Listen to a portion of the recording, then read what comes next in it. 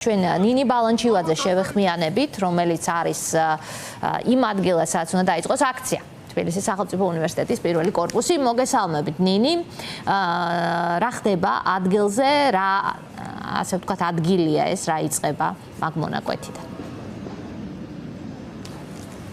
სახელმწიფო უნივერსიტეტის პირველი კორპუსის ეზოში ვიმყოფებით. ახლა ჩვენ ეს არის ის ადგილი, სადაც მოქალაქეები უკვე 7 საათიდან დაიწყებენ შეკრებას და ამის შემდგომ უკვე გაემართებიან მსვლელობით რუსთაველის გამზირისკენ, ქვეყნის მთავარი გამზირისკენ, თუმცა ეს არის მთავარი ადგილი და მთავარი ლოკაცია, სადაც დღეს მათ შორის დილიდან იკრიბებოდნენ პროდასავლური ოპოზიციური პარტიების წარმომადგენლები, შემდგომ მათ გადაინაცვლეს რუსთაველის გამზირზე, ჰქონდათ მცდელობა გასაუბრებოდნენ შინაგან საქმეთა სამინისტროს წარმომადგენლებს, მათ შორის მიიღეს პასუხი გოგა მემანიშვილის მხრიდან ტექნიკის განთავსებაზე. უარი ასეთი არის სწორედ ქართული ოცნების პოლიტიკა. ქართული ოცნება შინაგან საქმეთა სამინისტრო პარტიებს არ აძლევს იმის საშუალებას, რომ ტექნიკა განათავსონ რუსთაველის გამზირზე.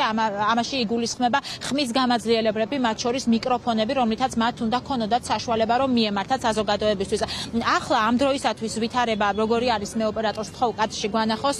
პირველი კორპუსის ეზოში იკრიბებიან მოქალაქეები, სამოქალაქო საზოგადოების წარმომადგენლები და ცხადია პროდასავლური ოპოზიციური პარტიების წევრები. სწორედ მათი ორგანიზებით იმართება დღევანდელი ეს შეკრება და აქცია. ლაშა ფარულავა არის ჩემთან ერთად, ერთიანი ნაციონალური მოძრაობის წარმომადგენელი.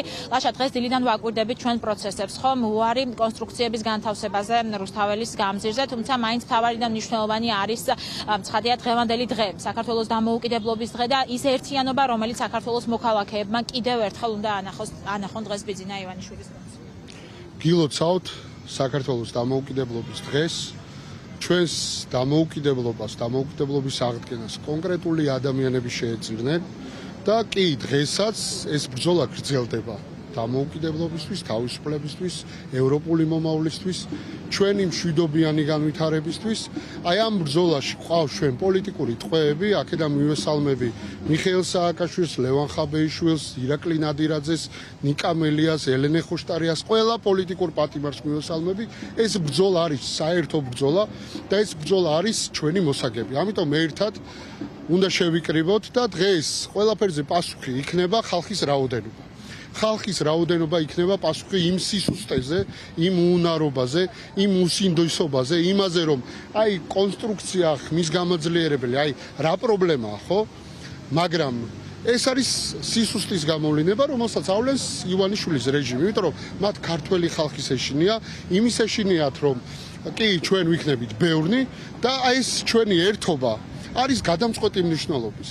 დღევანდელი დღე იქნება საეტაპო, ამას მოყვება შემდგომი აქციებიც და რა თქმა უნდა ქართველი ხალხი არ გაჩერდება, იმიტომ რომ ბრძოლა დამოუკიდებლობის, ბრძოლა თავისუფლებისთვის ეს არის ჩვენი მისია და ამიტომ ვართ ჩვენ გარეთ და ვიბრძოლებთ იქამდე, სანამ ჩვენ მეგობრებს არ დავიხსნით, სანამ ამ ქვეყანაში არ იქნება თავისუფალი და სამართლიანი არჩევნები და სანამდე არ აღდგება ჩვენი ქვეყანა არ გააგრძელებს იმ გზაზე სიარულს, რომელსაც ქვია ევროპული გზა. ამიტომ ეს არის ბრძოლა ჩვენი ქვეყნისთვის, ჩვენი შვილებისთვის, ამიტომ ყველას ველოდებით და ყველაფერზე პასუხი იქნება ჩვენი რაოდენობა.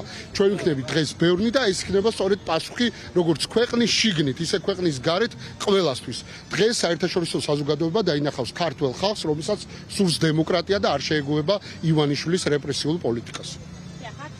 შეკრებილი ოპოზიციონერები საუბრობენ იმაზე, რომ ძალიან მნიშვნელოვანი არის საზოგადოების ერთობა და ჩვენი პარტნიორებისთვის კიდევ ერთხელ დემონსტრირება იმისა, რომ როდესაც საქმე ეხება ქვეყნის სუვერენიტეტს, ტერიტორიულ მთლიანობას, როდესაც საუბარი არის იმაზე, რომ ქართული ოცნების რეჟიმმა უფრო გააღრმავა ურთიერთობები ოკუპანტ სახელმწიფოსთან, რუსეთთან და სწრაფად აცხადებენ ფაქტობრივად ჩვენ საერთაშორისო პარტნიორებს, აქ მნიშვნელოვანი არის ქართველი ხალხის ერთადგომა, მათ შორის სხვა პარტიის წარმომადგენლებიც არიან უკვე თბილისის სახელმწიფო უნივერსიტეტის პირველი კორპუსის ეზოში. დიმიტრი ბიძინაშვილს გავესაუბრები მე პირდაპირ ეთერში.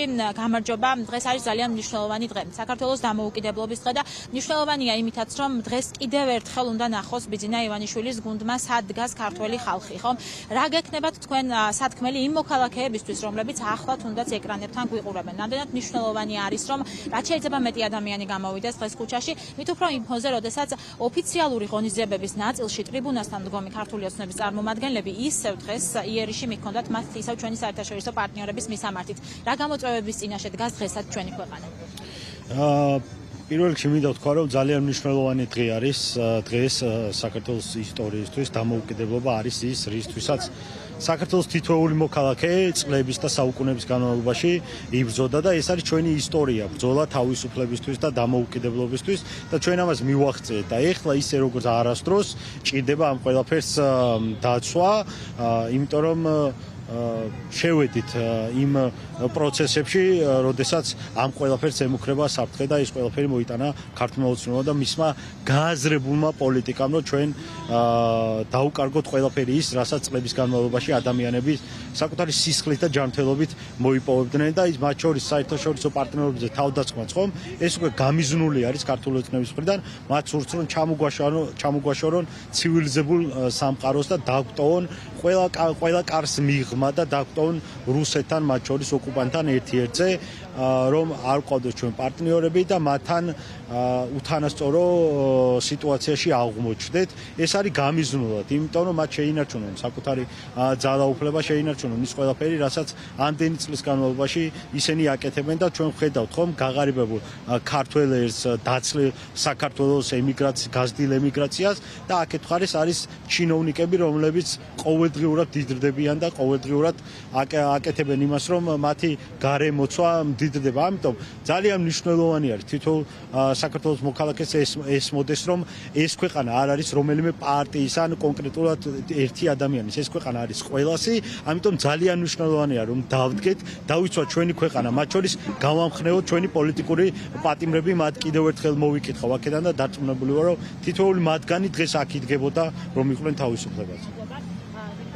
უსმენთ პირდაპირ ეთერში, საუბრობდით მათ შორის პოლიტიკურ პატიმრებთან დაკავშირებით და მე მაყურებელს შევახსენებთ, რომ დღეს თბილისის სახელმწიფო უნივერსიტეტის პირველი კორპუსის ეზოში გარდა პოლიტიკოსებისა აქ იკრიბებიან სამოქალაქო საზოგადოების წარმომადგენლები, სხვადასხვა ჯგუფების წევრები, მათ შორის პოლიტპატიმრების ოჯახის წევრები, ის ადამიანები, რომლებიც ერთ წელზე მეტი ხნის განმავლობაში დგანან ქუჩაში და ითხოვენ ბიძინა ივანიშვილის უსამართლო რეჟიმის დამთავრებას. აქ 7 საათიდან დაიწყებენ უფრო აქტიურად მოქალაქეები შეკრებას და შემდგომ იბატონოთ, როგორც გითხარით, გაემართებიან. ნინი, ერთი კითხვა მაქვს. რაც შეეხება აპარატურას, ამასთან დაკავშირებით რა ხდება? ეს ასე დასრულდა ამბავი, რომ არ იქნება არანაირი აპარატურა ადგილზე? ხო, გოგა მემანიშვილის მხრიდან პროდასალური ოპოზიციური პარტიების ლიდერებმა მიიღეს პასუხი, რომ 5 დღით ადრე უნდა მოგემართათ შინაგან საქმეთა სამინისტროსთვისო და შემდგომ მივიღებდით კონკრეტულ გადაწყვეტილებას, ან გიპასუხებდით, ან არა, მაგრამ კოალიციის წარმომადგენლები ამბობენ, რომ ეს უბრალოდ გამიზნული იყო, ის რომ მათ აუკრძალეს საერთოდ ამ აპარატურის შეტანა და წინასწარვე ისინი აკეთებენ დღეს განცხადებებს, რომ ძალიან კარგად იცოდა ქართულმა ოცნებამ და შინაგან საქმეთა სამინისტრომ, რომ ერთი თვით ადრე იყო ეს ღონისძიება დაგეგმილი და მათ შორის დღეების წინ მიმართეს თბილისის მერიას და შინაგან საქმეთა სამინისტროს. შესაბამისად, ამ ეტაპზე არის ოფიციალურად უარი, მაგრამ კოალიციის წარმომადგენლები ამბობენ, რომ მათ მაინც ექნებათ მცდელობა, რომ თუნდაც მიკროფონები შეიტანონ ადგილზე, რათა მიეცეთ საშუალება, რომ მიმართონ იქ შეკრებილ მოქალაქეებს. სავარაუდოდ ამ ყველაფერს ნახავთ მას შემდგომ, რაც უკვე დაიწყება მსვლელობა, აქციის მონაწილეები გადაინაცვლებენ ქვეყნის მთავარ გამზირზე და იქ უკვე ნახავთ, როგორ განვითარდება პროცესები და მოქალაქეებს ექნებათ თუ არა იმის საშუალება, რომ ეს ტექნიკა შეიტანონ პარლამენტის მიმდებარე ტერიტორიაზე.